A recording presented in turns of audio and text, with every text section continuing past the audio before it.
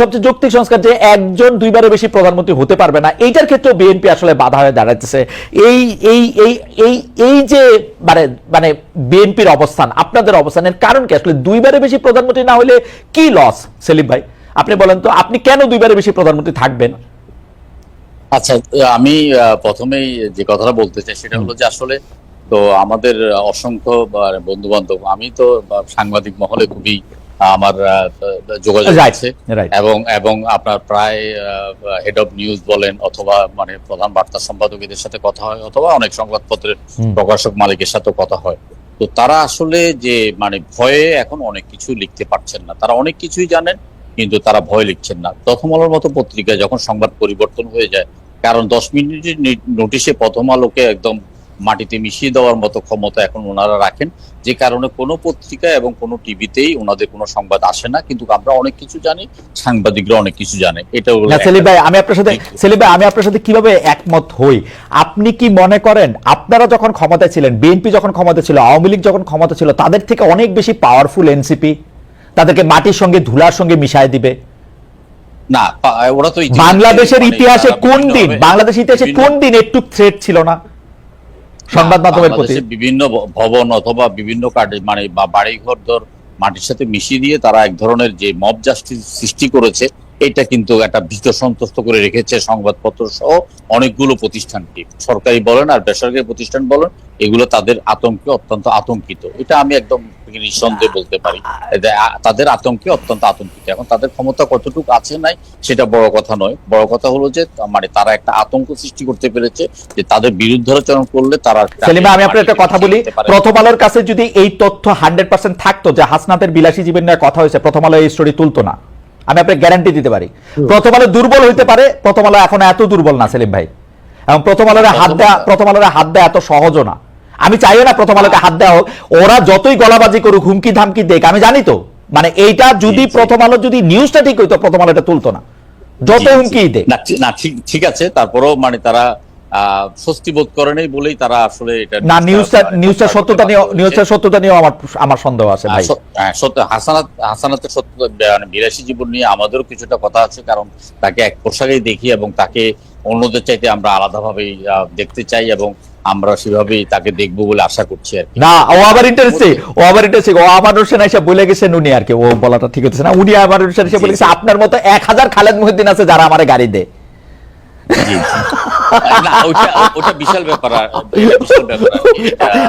আমি মনে মনে বলি যে রাজনীতি এবং অপসংস্কৃতিতে তারাও যে অভ্যস্ত হয়ে গেছে, 1000 লোক যে তাদেরকে গাড়ি দিলে তারা গাড়িতে চড়বে, এই জিনিসটা প্রমাণ হয়ে যাওয়ার কারণে গাড়িটা দেয়। তাদেরকে একজনের গাড়ি দেওয়ার পরে যদি সে গাড়িটা ফেরত দিয়ে দিত যে না আমি এই গাড়িতে চড়বো না, তাহলে আর দ্বিতীয় ব্যক্তি তাদেরকে গাড়ি দেওয়ার ব্যাপারে আপনার সাহস পেত না এবং আমরা একটা নতুন দিশার সন্ধান পেতাম, নতুন বন্দোবস্তের দিকে আমরা ধাবিত হতাম। যাক, এখন যে সংস্কারের কথাটা বলছেন, সংস্কারের ব্যাপারে তো আমরা সংস্কার চাই।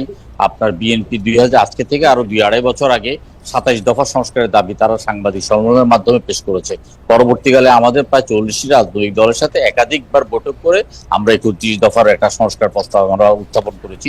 সেখানে বলা হয়েছে যে এক ব্যক্তি 2বারের বেশি প্রধানমন্ত্রী হতে পারবেন না, কিন্তু যেমন আমাদের বিভিন্ন ব্যবসায়িক যে 31 দফার মধ্যে আছে, 31 দফার মধ্যে আছে একাধারে পরপর না একাধারে পরপর 2বার প্রধানমন্ত্রী হতে পারবেন।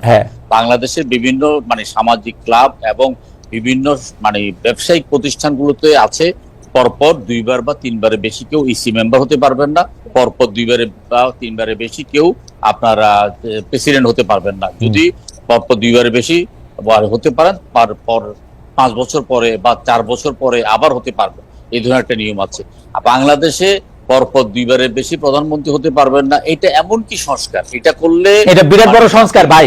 আমি আপনাদের বলি এটা অনেক বড় সংস্কার। এইটা যদি সংস্কার না হয়, আমরা দেখতে পাচ্ছিলাম যে শেখ হাসিনা সম্পর্কে বলা হয় যে তার বিকল্প কি, যদি সংবিধানে এটা থাকা, এবং বিকল্প কি বলতে বলতে কিন্তু 3টা খারাপ ইলেকশন করা হয়েছে, একটা ফেসিবাদী একটা রাজনীতির একটা সূচনা করা হয়েছে।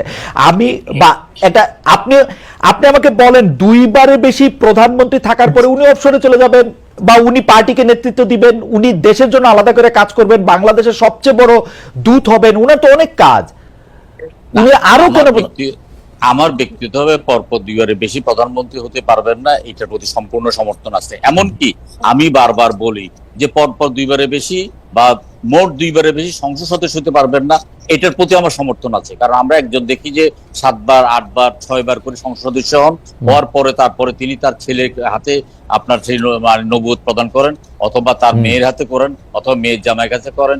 এই যে পারিবারিক ভাবে তারা কোনো কর্মীদেরকে উঠতে দেন না, আমি এটার বিরুদ্ধে। এছাড়া আপনি যদি আমাদের পাশের দেশে দেখেন, জ্যোতি বসু 5 কি 6 বারের মতো মুখ্যমন্ত্রী হয়েছিলেন, প্রায় 6 বারের মতো। মমতা ব্যানার্জি ইতিমধ্যে মনে হয় 4 বারের মতো মুখ্যমন্ত্রী হয়েছেন। ভারতের বিভিন্ন প্রদেশে 3-4 বার পর্যন্ত মুখ্যমন্ত্রী হতে পারছেন।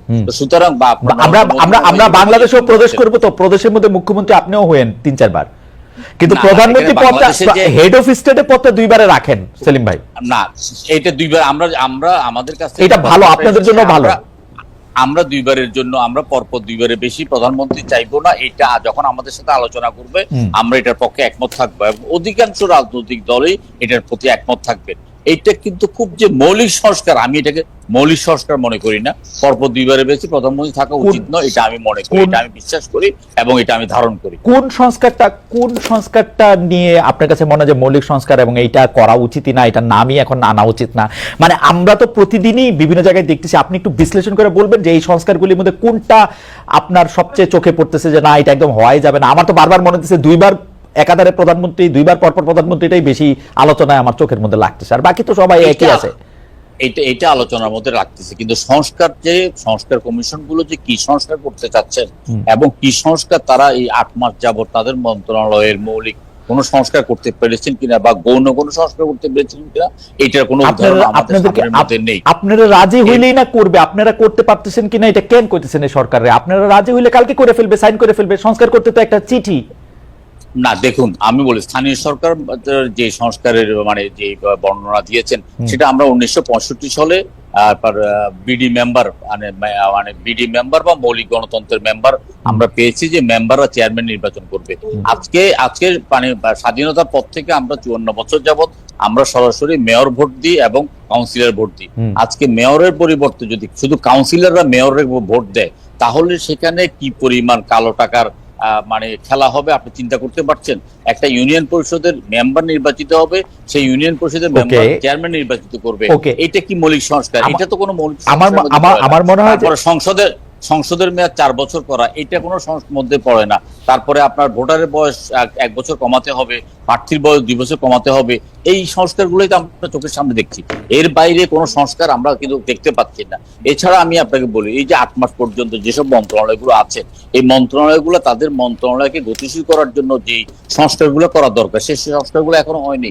এখনো আমরা যদি ঢাকা এয়ারপোর্টে আসি, আমাদের একটা লাগেজ পেতে 2 ঘন্টা, আগে 2 ঘন্টা লাগতো, এখনো 2 ঘন্টা লাগে। তো কোনো পরিবর্তন কোনো জায়গায় আমরা দেখতে পাচ্ছি না। আপনার আইনের যে আপনার পাহাড় জমে আছে মামলা। না সেলিম ভাই, আপনি আমার মনে হয় যে বেশ কিছু মানে আশার কথা বলছেন, যেগুলি আসলে করতে হলে আমাদের ইফিসিয়েন্সি একটু বাড়তে হবে। এটার সাথে কি আসলে সংস্কারে কোনো যোগ আছে? মানে ঢাকা এয়ারপোর্টে যে আপনি লাগেজ পাইতে 2 ঘন্টা দেরি হচ্ছে, এটাতে মানে প্রফেসর মোহাম্মদ ইউনূসের অনেক বেশি কিছু করার আছে? না, এটা প্রফেসর মোহাম্মদ ইউনূসের না। আমরা প্রফেসর মোহাম্মদ ইউনূসকে নিঃশর্তভাবে সমর্থন করেছি, এবং আমরা প্রফেসর ইউনূসকে সেই সময় আমাদের প্রফেসর ইউনূস ছাড়া আর কোনো বিকল্প ছিল না। কিন্তু উনি যে উপদেষ্টা মন্ডলী গঠন করেছেন সেটা দেখে আমরা প্রচন্ড হতাশ হয়েছি, আমরা খুবই আশ্চর্য হয়েছি। এই উপদেষ্টা মন্ডলীর দ্বারা বর্তমান একটা মানে এই ভয়ানক পরিস্থিতিতে বাংলাদেশে সামাল দেওয়া সম্ভব নয়। শতকরা 90 জন উপদেষ্টাই একটা অবসর জীবন যাপন করতো। তারা দিনে অথবা রাত্রে ঘুমেই তারা কল্পনা করে নেই যে তারা বাংলাদেশের উপদেষ্টা হবে। সুতরাং তাদের থেকে আমরা ভালো কিছু আশা করতে পারি।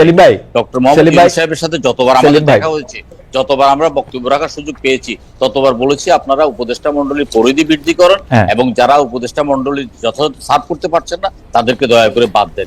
তিনি আমাদের এই কথাগুলো একেবারেই কানে নেন। সেলিম ভাই, প্রধান উপদেষ্টা ইউনূস সাহেব কি ঠিক আছে? উনি একজন মানে সুইট টকার, উনি ভালো বক্তব্য রাখেন। ডক্টর সালেউদ্দিন আহমেদ কি ঠিক আছে? ডক্টর সালেউদ্দিন আহমেদ কি ঠিক আছে? আমি যদি আপনাকে সত্যিকার অর্থে বলি যে ডক্টর সালাউদ্দিন আহমেদ অর্থমন্ত্রী হিসাবে উনি যে আর্থিকভাবে যে মহা কেলেঙ্কারি ছিল, কাজের বুয়ার নামে 250 কোটি টাকা লোন চটপটিওয়ালার নামে 300 কোটি টাকার লোন এবং ব্যাংকের মালিকরা যেভাবে ব্যাংককে শোষণ করে আপনার লোনগুলো নিয়ে যেত, সেটার একটা শৃঙ্খলা উনি আনতে পেরেছেন, ব্যাংকিং খাতে একটা শৃঙ্খলা আনতে পেরেছেন। এছাড়া যদি আপনি আমাকে বলেন, আমি আর কোনো মন্ত্রণালয় আর কি চাইছিলেন আপনি, নাম্বার দিতে রাজি নই। আর কি চাইছিলেন আপনি বা আর কারে আপনি ডক্টর ওয়াহিদুদ্দিন আমি 2-4 জন সম্পর্কে জানতে চাই। ডক্টর ওয়াহিদুদ্দিন মাহমুদ কি ঠিক আছে? ডক্টর আসিফ নজরুল কি ঠিক আছে?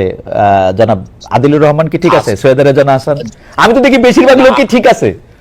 না, আমি আসিফ নজরুল সাহেবকে বলেছিলাম যে দেখেন, আমাদের এখানে দেওয়ানি মামলা বছরের পর বছর, আপনার এই দেওয়ানি মামলাগুলা 20-30 বছর পর্যন্ত শেষ হয় না। আপনি যখন ক্ষমতায় এসেছেন, আপনি অন্তত একটা বাড়িক দিয়ে দেন যে দেওয়ানি মামলা যেগুলো পুরনো আছে, এই মামলা এত বছরের মামলা এত দিনের মধ্যে নিষ্পত্তি করতে হবে, অথবা মামলার জট কমানোর জন্য আপনারা বিচারপতিরা যেন একদম যথাসময়ে এজলাসে বসে এবং সর্বশেষ সময় পর্যন্ত এজলাস ত্যাগ করে আপনি আপনার এই যে মামলা নিষ্পত্তি গতিটা একটু বাড়িয়ে দেন। উনি বলছে আমি করছি, তো আমি তো ওনার থেকেও কোনো মৌলিক কোনো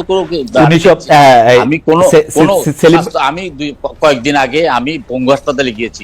পঙ্গু হাসপাতাল যে এত নোংরা এবং এত এত একটা বাজে অবস্থা, স্বাস্থ্যমন্ত্রী তো মৌলিক, ওনারা কোনো জায়গায় কিন্তু কোনো চুরি আটকাইছে মনে হয়, চুরির কাছে মনে হয়। আর আমি একটু আপনাকে বলার জন্য একটু বলে রাখি যে 1999 সালে আমার একটা প্রতিবেদন প্রথম আলোতে লিড স্টোরি হয়েছিল, সেখানের মধ্যে আমি বলতে মানে একটা যেটাকে বলে হচ্ছে যে সামারাইজ করছিলাম, আমরা যদি আজকে থেকে স্ক্যান্ডিনেভীয় দেশগুলির মতো ইফিশিয়েন্ট হয়ে উঠি, তাহলে আমাদের চলমান মামলাগুলি যেগুলি জমে আছে সেগুলি শেষ করতে 50 বছর লাগবে।